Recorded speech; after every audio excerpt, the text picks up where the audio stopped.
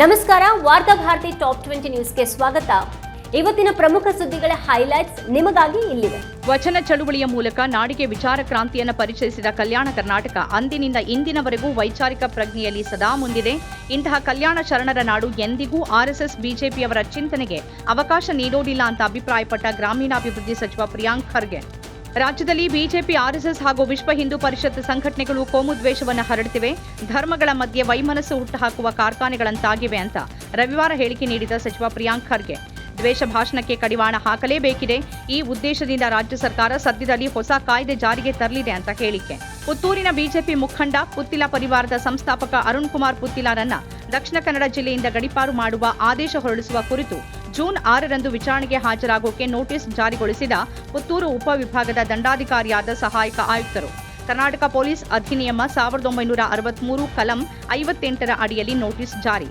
ಅಸಂಕ್ರಾಮಿಕ ರೋಗಗಳ ನಿಯಂತ್ರಣಕ್ಕಾಗಿ ಗೃಹ ಆರೋಗ್ಯ ಯೋಜನೆಯನ್ನು ವಿಸ್ತರಿಸಲಾಗಿದ್ದು, ಈ ಯೋಜನೆಯಡಿ ಗ್ರಾಮೀಣ ಪ್ರದೇಶಗಳ 30 ವರ್ಷ ಮೇಲ್ಪಟ್ಟ ವಯಸ್ಸಿನ ಜನರಿಗೆ 14 ಅಸಾಂಕ್ರಾಮಿಕ ರೋಗಗಳ ತಪಾಸಣೆ ಮತ್ತು ನಿರ್ವಹಣೆ ಒದಗಿಸಲಾಗುತ್ತೆ ಅಂತ ಮಾಹಿತಿ ನೀಡಿದ ರಾಜ್ಯ ಆರೋಗ್ಯ ಇಲಾಖೆ.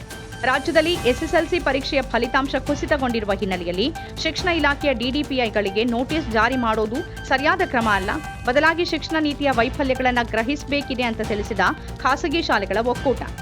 ದಕ್ಷಿಣ ಕನ್ನಡ, ಕೊಡಗು ಮೊದಲಾದ ಭಾಗದಲ್ಲಿ ಮುಂಗಾರು ಪೂರ್ವ ಮಳೆಯಲ್ಲೇ ಭೂಕುಸಿತಗಳು ಸಂಭವಿಸುತ್ತಿರುವ ಹಿನ್ನೆಲೆಯಲ್ಲಿ ಪಶ್ಚಿಮ ಘಟ್ಟದ ಧಾರಣಾ ಸಾಮರ್ಥ್ಯ ಅಧ್ಯಯನ ನಡೆಸಿ ವರದಿ ಸಲ್ಲಿಸುವಂತೆ ಸೂಚಿಸಿದ ಅರಣ್ಯ ಸಚಿವ ಈಶ್ವರ್ ಬಿ ಖಂಡ್ರೆ. ಬೆಳಗಾವಿ ಜಿಲ್ಲೆಯಲ್ಲಿ ಅಧಿಕಾರಿಗಳು ತಮ್ಮ ಜವಾಬ್ದಾರಿ ಅರಿತು ಕಾರ್ಯನಿರ್ವಹಿಸಲು ವಿಫಲವಾದರೆ ಅವರು ನಮಗೆ ಅಗತ್ಯವಿಲ್ಲ ಅಂತ ಎಚ್ಚರಿಕೆ ನೀಡಿದ ಬೆಳಗಾವಿ ಜಿಲ್ಲಾ ಉಸ್ತುವಾರಿ ಸಚಿವ ಸತೀಶ್ ಜಾರಕಿಹೊಳಿ. ರಾಜ್ಯದಲ್ಲಿ ಥಗ್ ಲೈಫ್ ಚಿತ್ರ ಸುಗಮವಾಗಿ ಬಿಡುಗಡೆ ಮಾಡೋಕೆ ರಕ್ಷಣೆ ನೀಡಬೇಕು ಅಂತ ಕೋರಿ ಕರ್ನಾಟಕ ಹೈಕೋರ್ಟ್ ಮೊರೆ ಹೋದ ನಟ ಕಮಲ್ ಹಾಸನ್ ಜೂನ್ 5ರಂದು ಚಿತ್ರ ಬಿಡುಗಡೆ ಆಗಲಿದೆ. ವಿಜಯಪುರ ಜಿಲ್ಲೆಯ ಬಸವನ ಬಾಗೇವಾಡಿ ತಾಲೂಕಿನ ಮನಗೂಳಿ ಕೆನರಾ ಬ್ಯಾಂಕ್ ದರೋಡೆ ಮಾಡಲಾಗಿದ್ದು 59 ಕೆಜಿ ಚಿನ್ನಾಭರಣ ಹಾಗೂ 5.20 ಲಕ್ಷ ರೂಪಾಯಿ ನಗದು ಕಳವು ಮಾಡಲಾಗಿದೆ ಅಂತ ವರದಿಯಾಗಿದ್ದು, ಮೇ 23ರಿಂದ 25ರ ನಡುವೆ ಬ್ಯಾಂಕಿನ ದರೋಡೆ ನಡೆದಿದ್ದು, ಮೇ 26ರಂದು ಬ್ಯಾಂಕಿನ ಸೀನಿಯರ್ ಮ್ಯಾನೇಜರ್ ಕಲ್ಮೇಶ್ ಪೂಜಾರಿ ದೂರು ನೀಡಿದ್ದಾರೆ ಅಂತ ತಿಳಿಸಿದ ಜಿಲ್ಲಾ ಪೊಲೀಸ್ ವರಿಷ್ಠಾಧಿಕಾರಿ ಲಕ್ಷ್ಮಣ್ ನಿಂಬರ್ಗೆ. ಧರ್ಮಗಳ ನಡುವೆ ದ್ವೇಷ ಹುಟ್ಟಿಸುವ ಹೇಳಿಕೆ ನೀಡುವ, ದ್ವೇಷ ಭಾಷಣ ಮಾಡಿ ಸಮಾಜದ ಶಾಂತಿ ಸುವ್ಯವಸ್ಥೆ ಕದಡೋರ ವಿರುದ್ಧ ಎಫ್ಐಆರ್ ದಾಖಲಿಸಿದ್ರೂ ಅವರ ವಿರುದ್ಧ ಕಠಿಣ ಕ್ರಮಕ್ಕೆ ಅವಕಾಶ ಇಲ್ಲ. ಈ ವಿಚಾರದಲ್ಲಿ ಕಾನೂನು ದುರ್ಬಲವಾಗಿದ್ದು ತಿದ್ದುಪಡಿ ಆಗಬೇಕಾದ ಅಗತ್ಯ ಇದೆ ಅಂತ ಹೇಳಿದ ಕೆಪಿಸಿಸಿ ಪ್ರಧಾನ ಕಾರ್ಯದರ್ಶಿ ಪದ್ಮರಾಜ್ ಆರ್ ಪೂಜಾರಿ. ಮುಂಗಾರು ಮತ್ತು ಹಿಂಗಾರು ಜೋಳ ಖರೀದಿಗೆ ರಾಜ್ಯ ಸರ್ಕಾರ ಮೀನಾಮೇಷ ಮಾಡ್ತಿರುವುದನ್ನು ಖಂಡಿಸಿ ರಾಜ್ಯ ರೈತ ಸಂಘ, ಕರ್ನಾಟಕ ಪ್ರಾಂತ ರೈತ ಸಂಘ ಮತ್ತು ಇತರ ಪ್ರಗತಿಪರ ಸಂಘಟನೆಗಳು ಒಗ್ಗೂಡಿ ಕರೆ ನೀಡಿರುವ ರಾಯಚೂರು ಜಿಲ್ಲೆಯ ಸಿಂಧನೂರು ಬಂದ್ಗೆ ದೊರೆತ ಉತ್ತಮ ಸ್ಪಂದನೆ. ದಕ್ಷಿಣ ಕನ್ನಡದ ಉಪ್ಪಿನಂಗಡಿಯಲ್ಲಿ ಅನುಮತಿ ಪಡೆದೇನೆ ಕಡಬ ಠಾಣೆಯ ಬಳಿ ಪ್ರತಿಭಟನೆ ನಡೆಸಿದ ಆರೋಪದ ಮೇಲೆ 15 ಮಂದಿ ವಿರುದ್ಧ ಎಫ್ಐಆರ್ ದಾಖಲು.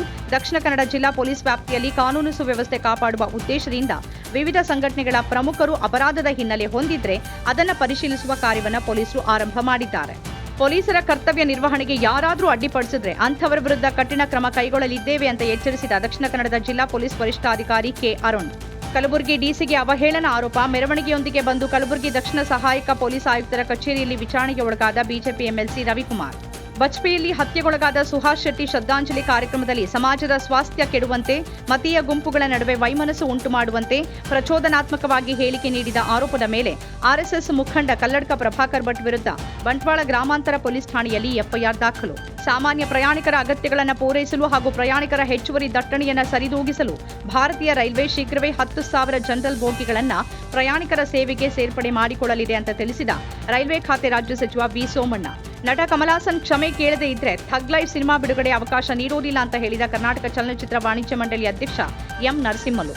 ಭಾರತೀಯ ಐತಿಹಾಸಿಕ ಸಂಶೋಧನಾ ಮಂಡಳಿಯಲ್ಲಿ ನಡೆದ 14 ಕೋಟಿ ರೂಪಾಯಿ ಹಗರಣವನ್ನು ಉಲ್ಲೇಖಿಸಿ ವೃತ್ತಿಪರ ಸಂಸ್ಥೆಗಳಲ್ಲಿ ಆರ್ಎಸ್ಎಸ್ ವ್ಯವಸ್ಥಿತವಾಗಿ ನುಸುಳ್ತಾ ಇದೆ ಅಂತ ಆರೋಪಿಸಿದ ಕಾಂಗ್ರೆಸ್, 2014ರಿಂದ ವೃತ್ತಿಪರ ಸಂಸ್ಥೆಗಳಲ್ಲಿ ಆರ್ಎಸ್ಎಸ್ ವ್ಯವಸ್ಥಿತವಾಗಿ ನುಸುಳ್ತಾ ಇದೆ. ಭಾರತೀಯ ಐತಿಹಾಸಿಕ ಸಂಶೋಧನಾ ಮಂಡಳಿ ಅದಕ್ಕೊಂದು ಉದಾಹರಣೆ. ಐಸಿಎಚ್ಆರ್ ಒಂದೇ ಅಲ್ಲ, ಉನ್ನತ ವಿಶ್ವವಿದ್ಯಾನಿಲಯಗಳು ಸೇರಿದಂತೆ ಅನೇಕ ಪ್ರತಿಷ್ಠಿತ ಸಂಸ್ಥೆಗಳನ್ನು ಆರ್ಎಸ್ಎಸ್ ಬೆಂಬಲಿಗರು ನಾಶಪಡಿಸಿದ್ದಾರೆ.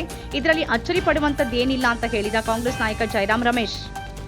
ದೇಶದ ಎಲ್ಲ ಐಐಟಿಗಳಿಗೆ ಪ್ರವೇಶ ಪಡೆದುಕೊಳ್ಳುವುದಕ್ಕಾಗಿ ನಡೆಸುವ ಜೆಇಇ ಅಡ್ವಾನ್ಸ್ಡ್ ಪರೀಕ್ಷೆಯ ಫಲಿತಾಂಶ ಸೋಮವಾರ ಪ್ರಕಟಗೊಂಡಿದ್ದು, ಈ ಬಾರಿ ಪರೀಕ್ಷೆಯಲ್ಲಿ ಮೊದಲ ರ್ಯಾಂಕ್ ಗಳಿಸಿದ ದೆಹಲಿ ವಲಯದ ರಜಿತ್ ಗುಪ್ತಾ.